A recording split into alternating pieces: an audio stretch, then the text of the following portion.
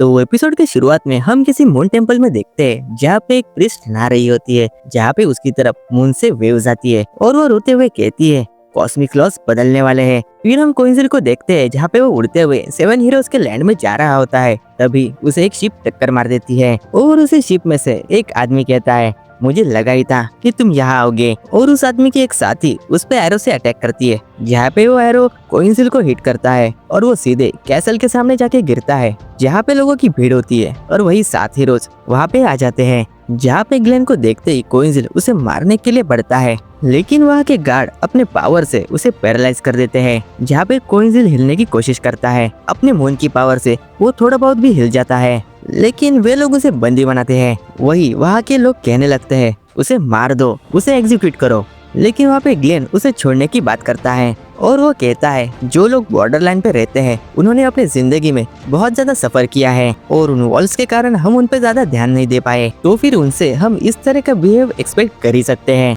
हमें इसे सजा नहीं देनी चाहिए, हमें इन जैसे वीक लोगों की मदद करनी चाहिए। और ये सब कह के वे लोग वहाँ से चले जाते हैं, जहाँ पे लोग उन्हें चेयर करने लगते हैं। वही कोइंसिल सोचता है मैं समझ गया, ये सब पाने के लिए तुमने हम चारों को मार दिया और हमें देशद्रोही घोषित किया। पिछले 20 सालों में मैं बॉर्डर लाइन में घूमता रहा यहाँ तक पहुँचने के लिए, और जब मैं यहाँ तक आया तब तुमने ये सब कमा लिया। फिर हम उन लोगों को देखते हैं जिन्होंने कोइंसिल पे अटैक किया था, और वहाँ पे कोई कहता है रोजेल तुम इस जगह पे क्या कर रहे हो, और वही रोजेल को पता चलता है कि उन लोगों ने कोइंसिल को छोड़ दिया है। फिर हम कोइंसिल को देखते हैं जहाँ पे उसे छोड़ने के बाद वो हैरान होता है और निराश भी, जहाँ पे वो बारिश में कहीं भीगता हुआ चला जा रहा होता है। तभी उस पे कोई ड्रैगन से अटैक करता है और उसे पकड़ के हवा में ले जाता है, जहाँ पे वीड की टीम उसे नोटिस करती है और वो आदमी कोइंसिल को हवा में ही मारने की कोशिश करता है, जहाँ पे वीड अपनी शिप उससे टकराता है, जिसके इम्पैक्ट से सारे लोग जमीन पे गिर जाते हैं और वही कोइंसिल बेहोश होता है। जहाँ पे वो आदमी उसे मारने के लिए आगे बढ़ता है, जिसके बीच में पीपी आती है और हम वीड को देखते हैं जो कि जख्मी हालत में होता है और वो कहता है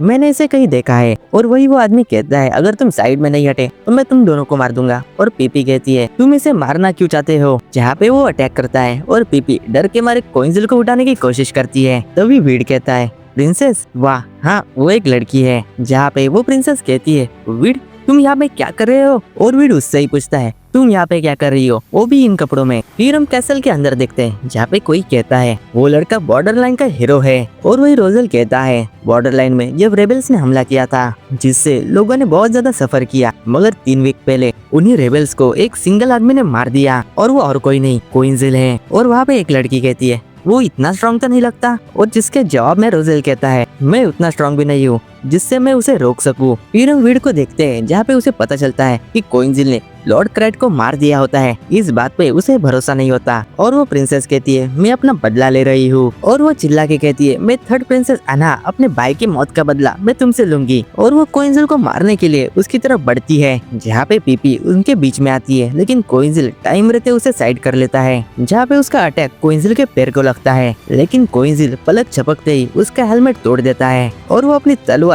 उसके गले पे रख देता है, जिससे प्रिंसेस के फटकी जार हो जाती है। और हम देखते हैं इन सब के बाद कोइंसिल बेहोश हो जाता है। फिर हम देखते हैं कि इन लोगों ने कोइंसिल को सेफ जगह पे लाया है, और किसी महल में कोई मेयर से कहता है लैंडग्रेव की मिलिट्री आई है, जिसे सुनकर वो खुश होता है और वो कहता है जब से बाहर के लोग यहाँ पे आए हैं तब से चीजें सीरियस हो गई है, जहाँ पे वो इस टकले को देखकर चौंक जाता है। और तभी हम देखते हैं कि बॉर्डर लाइन के लोग वहाँ पे टेंट लगा के रह रहे हैं उस स्टोन वॉल के गिरने के बाद। वही मेयर को इस बात की चिंता सता रही होती है और वो मिलिटेंट कहता है सब कुछ मुझ पे छोड़ दो। फिर हम टाउन में देखते हैं जहाँ पे पीपी को उसी के क्लैन का एक बच्चा मिलता है, जहाँ पे वो लड़का अपना नाम सैफी कहता है और वो उसे अपना नाम बताने ही वाली होती है। तभी वहाँ पे लीडर आती है। भाई मैं इसे लीडर क्यों बोल रहा हूँ, इसका नाम क्या है, हाँ अल्टेया। हाँ वहाँ पे अल्टेया आती है और वो नोटिस करती है कि वो लड़का पीपी के ही रेस वाला है, और वही जेफी के फैमिली वाले और भी लोग आते हैं जो अल्टेया को पहचानते हैं, जहाँ पे अल्टेया ने उनके फैमिली को शिप के यहाँ पे आने के लिए मदद की थी, और यहाँ पे आके वो बहुत ज्यादा खुश है। और वही वो लड़का पीपी को अपने साथ चलने के लिए कहता है, जहाँ पे उनके रेस वाले मिलके एक विलेज बसाना चाहते हैं जो वॉर से खत्म हुआ था। फिर हम कोइंसिल को देखते हैं जो अपनी आंखें खोलता है और वहाँ पे प्रिंसेस कहने लगती है उसने मेरे भाई को मारा है और तुम उसकी साइड ले रहे हो। वो वीड की लॉयल्टी पर सवाल खड़ी करती है, जहाँ पे वीड उससे समझाते हुए कहता है लॉर्ड क्रैड ऐसे पॉइंटलेस रिवेंज नहीं लेना चाहेंगे। और वही कोइंसिल कहता है अगर तुम मुझे मारना ही चाहते हो तो तुम मुझे मार सकते हो। और तभी हम देखते हैं कि वीड उसे एक जोरदार पंच मारता है और वो कहता है अब तुम्हारे मूड को क्या हुआ अचानक, तुम्हें एक अधूरा काम पूरा करना है मैन ऑफ ब्लैक सॉर्ड। मैं जो कहने वाला हूँ वो काम बस कोइंसिल ही कर सकता है, इसलिए इसे मैं तुम्हें मारने नहीं दूंगा। वो कहता है मुझे एक लड़की को बचाना है, उसका नाम स्कैरन है जो सेकंड प्रिंसेस है इनके क्लैन की। वो बड़ी बहन है आहन और क्रैट की जिसे तुमने मारा। फिर हमें 1 महीने पहले की स्टोरी बताई जाती है जहाँ पे स्कैरन पास के पावरफुल क्लैन से निगोशिएट करने जा रही थी। तब वीड उसका बॉडीगार्ड था इस मिशन के लिए। तभी कुछ लोग आए और उन्होंने प्रिंसेस को किडनैप कर लिया। कोइंसिल हमें तुम्हारी मदद चाहिए उसे बचाने के लिए। जहाँ पे कोइंसिल हेजिटेट करता है और वीड उससे कहता है क्या तुम अब डर रहे हो, तुम हीरो हो बॉर्डर लाइन के, तुमने अकेले ही कई सारे रेबिलियंस को मारा है। मुझे लगता है उस वॉल को गिराने के पीछे भी तुम्हारा ही हाथ है, तो एक लड़की को बचाना तुम्हारे लिए कौन सी बड़ी बात है, तो प्लीज उसे बचाओ। फिर हम 3 दिनों बाद देखते हैं जहाँ पे पीपी कोइंसिल को सूप देती है और वो कोइंसिल को अपना ड्रेस दिखाते हुए कहती है ये ड्रेस उसे जेफी के फैमिली वालों ने दिया है। और वो कहती है कुछ दिनों बाद मैं जेफी के साथ जाने वाली हूँ और तुम ऐसे रहे तो मैं जा नहीं पाऊंगी। तभी उनके पीछे वो टकला मिलेटन आता है जो उनसे बातें करने लगता है और वही पीपी कोइंसिल से कहती है ये गैरन पेप है, ये लीडर है लैंडग्रेव की मिलिट्री का जो हमें हमारे विलेज तक छोड़ेगा। तभी वहाँ पे वीड आता है जो गैरन पेप को देखकर हैरान होता है और दूसरी तरफ कुछ मिलिटेंट्स कुछ लड़कियों को अगवा करके ले जा रहे होते हैं जहाँ पे जेफी उन्हें देख लेता है और वे कहते हैं उस लड़के को मार डालो। और इस तरफ हम वीड को देखते हैं जो अपना हथियार निकालकर गैरन पेप को पकड़ लेता है जिसे देखकर सब हैरान होते हैं। और वीड कहता है यही वो बंदा है जिसने स्कैरन को पकड़ा है, मैंने अपनी आंखों से देखा है कि कुछ सोल्जर्स ने प्रिंसेस को तुम्हारे हवाले किया है। जहाँ पे गैरन पेप को कुछ बातें समझ में नहीं आती और वीड उसे दोषी मान चुका होता है। वो कहता है ये ऑक्टोपस वाला टैटू मैं कभी भूल नहीं सकता किडनैपर, जिसे सुनकर गैरन पेप कहता है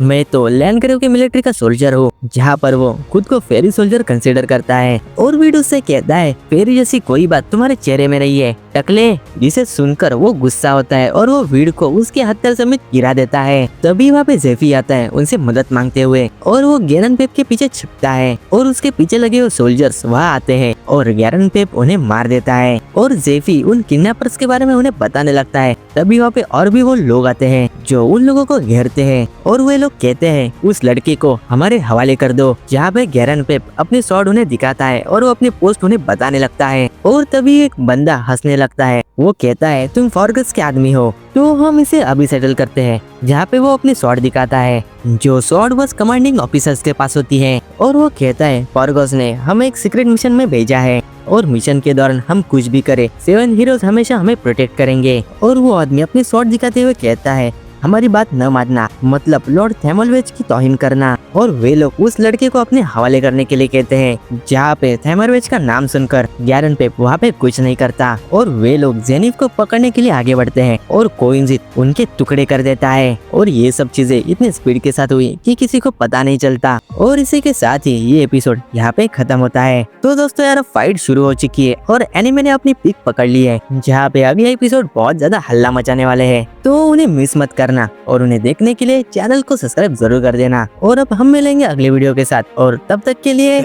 Dude, you gotta say something. Hello. Please follow us.